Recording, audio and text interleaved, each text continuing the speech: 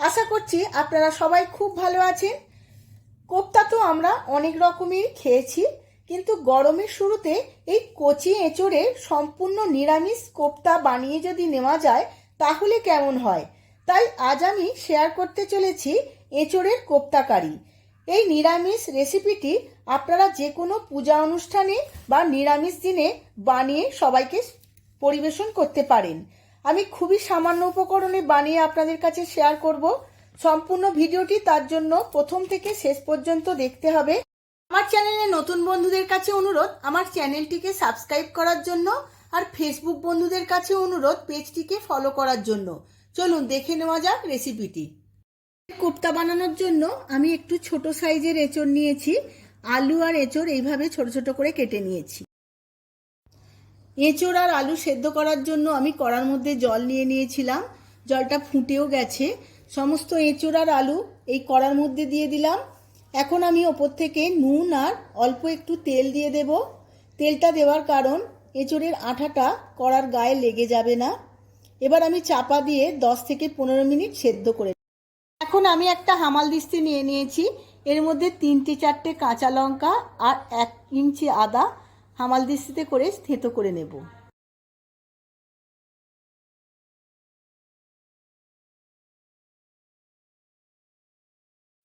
আদা আর কাঁচা লঙ্কা হামাল দিস্তিতে করে থেঁতো করে নিয়েছি। এবার দেখে নেব সেদ্ধ হয়েছে কিনা এঁচোড় আর আলু। এঁচোড় আর আলুটা খুব সুন্দরভাবে সেদ্ধ হয়ে গেছে। এবার আমি জলটা ঝেড়ে নেব। সেদ্ধ করা এঁচোড় আর আলুটা আমি একটা প্লেটে নিয়ে নিয়েছিলাম। ঠান্ডাও হয়ে গেছে। এবার হাতে করে আমি এটা খুব ভালোভাবে ম্যাশ করে নেব। হাতে করেই করতে হবে, কোনো মেশিন ব্যবহার করব না। হাতে করে করলে কোপ্তা খুব সুন্দরভাবে খেতে লাগবে।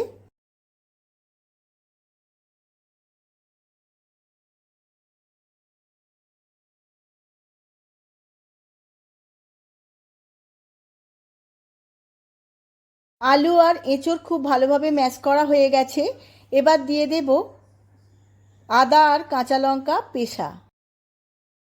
এরপর দিয়ে দেব 1 চামচ জিরের গুঁড়ো, 1 চামচ ভাজা মশলার গুঁড়ো। এই ভাজা মশলার লিঙ্ক আপনারা ডেসক্রিপশান বক্সে পেয়ে যাবেন। এরপর দেব চাট মশলা 1 চামচ, কাশ্মীরি লঙ্কার গুঁড়ো দিয়ে দেব 1 চামচ, আর দেব 1 চামচ হলুদ গুঁড়ো। পরিমাণ মতো নুন দিয়ে দেব। মশলাগুলো ছাড়াও এর মধ্যে দিয়ে দেব কিছুটা কিশমিশ আর অল্প একটু চিনি। এঁচোড় আর আলুর সাথে সমস্ত মশলাগুলো খুব ভালোভাবে মিশিয়ে নেব।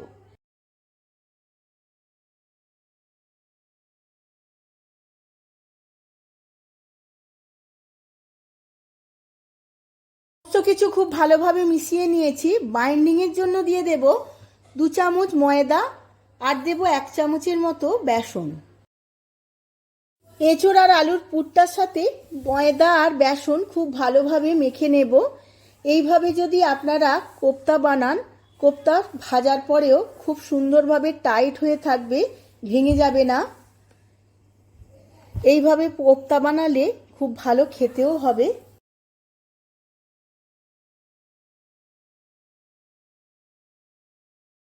এবার সমস্ত ডোটা থেকে আমি কোপ্তার আকারে কয়েকটা গড়ে নেব। এইভাবে আমি একটা লেচি নিয়ে মাঝখানে একটা কাজু দিয়ে চ্যাপটা চ্যাপটা করে কোপ্তার আকারে গড়ে নেব। আমি একদম নিরেট গোল করব না, এইভাবেই আমি সবকটা গড়ে নেব।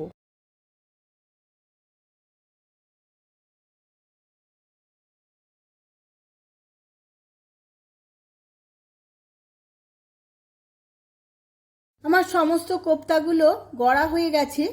এবার আমি ভেজে নেব। কড়ার মধ্যে তেল বসিয়ে নিয়েছিলাম, তেলটা গরমও হয়ে গেছে। এবার কোপ্তাগুলো আমি 2-4টে করে ভেজে নেব।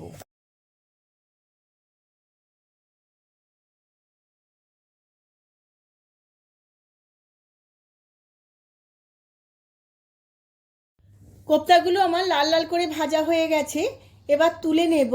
এইভাবে আমি বাকি কোপ্তাগুলোও ভেজে নেব।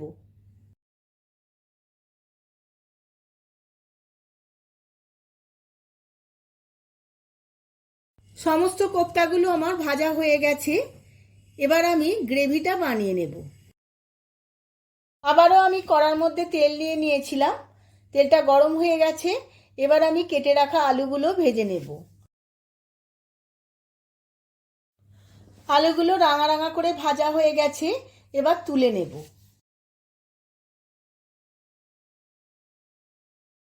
এখন একটা মিক্সিং জার নিয়ে নিয়েছি, এর মধ্যে দিয়ে দেব 4টে কাঁচা লঙ্কা, 1.5 ইঞ্চির মতো আদা, আর দেব 4-6টা কাজু বাদাম, আর একটা টমেটো, আর দেব 1 চামচ সাদা তিল। এবার এর মধ্যে অল্প একটু জল দিয়ে দেব। সমস্ত কিছু উপকরণের একটা মিহি পেস্ট বানিয়ে নেব। এবার আলু ভাজার তেল থেকে অল্প একটু তেল তুলে নিয়েছিলাম। এবার এই তেলের মধ্যে দিয়ে দেব একটা তেজপাতা, একটা শুকনো লঙ্কা, আর অল্প একটু হিং। সমস্ত ভাজা হয়ে যাবার পর দিয়ে দেব 3টে ছোট এলাচ, অল্প একটু জয়িত্রী, আর 1/2 চামচ জিরে। সমস্ত কিছু খুব ভালোভাবে ভেজে নেব। এবার এই ফোড়নের মধ্যে দিয়ে দেব যে পেস্ট আমি বানিয়ে নিয়েছিলাম মিক্সিতে, সেই পেস্ট সবটাই আমি দিয়ে দিলাম। এবার এর মধ্যে দিয়ে দেব 1 চামচ চিনি। কোপ্তা বা অন্য পনিরের কোনো রেসিপিতে একটু মিষ্টি মিষ্টি ভালো লাগে, আপনারা চাইলে চিনিটা অল্পও দিতে পারেন। এখানে আমি একটু চিনি বেশি দিয়েছি। এবার সমস্ত কিছু উপকরণগুলো খুব ভালোভাবে কষিয়ে নেব। এই মশলাগুলো কষানো হয়ে গেছে। এবার এর মধ্যে কিছু শুকনো উপকরণ দিয়ে দেব। তার মধ্যে ধনের গুঁড়ো, জিরের গুঁড়ো, কাশ্মীরি লঙ্কার গুঁড়ো, আর হলুদ গুঁড়ো।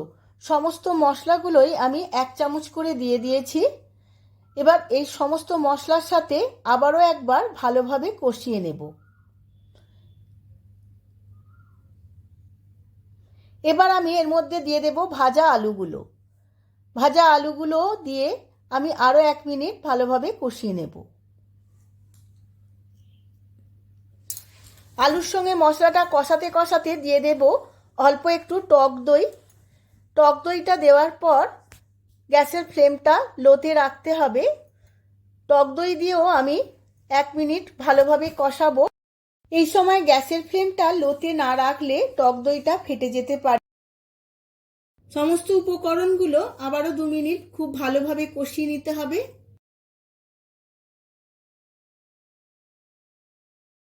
কষানো হয়ে গেছে। এবার আমি এর মধ্যে দিয়ে দেব পরিমাণ মতো জল। জলটা দিয়ে সমস্ত মশলা ও আলু ভালোভাবে মিশিয়ে নিয়েছি। এবার দিয়ে দেব স্বাদ মতো নুন। এবার চাপা দিয়ে 10 মিনিট সেদ্ধ হতে দেব।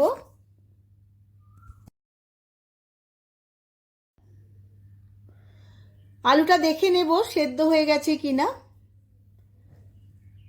খুব ভালোভাবে সেদ্ধ হয়ে গেছে। এবার আমি কোপ্তাগুলো দিয়ে দেব। কোপ্তাগুলো দিয়ে আমি 1 মিনিট রান্না করে নেব। বেশিক্ষণ রান্না করতে হবে না, তাহলেই সমস্ত গ্রেভি কোপ্তাগুলোর মধ্যে ঢুকে যাবে।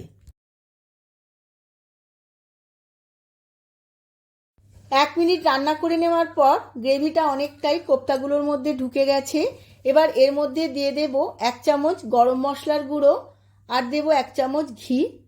এবার গ্যাসের ফ্লেমটা অফ করে দিয়ে আমি 5 মিনিট পরে সার্ভ করে নেব। আমার রেডি হয়ে গেছে এঁচোড়ের কোপ্তা কারি। আমি সার্ভ করে নিয়েছি। দারুণ দেখতে লাগছে। আপনারাও যে কোনো উপোসের দিন বা নিরামিষ দিনে এইভাবেই আমার মতো করে একবার রান্না করে বাড়িতে সবার সঙ্গে পরিবেশন করুন। দেখবেন সবার খুব ভালো লাগবে।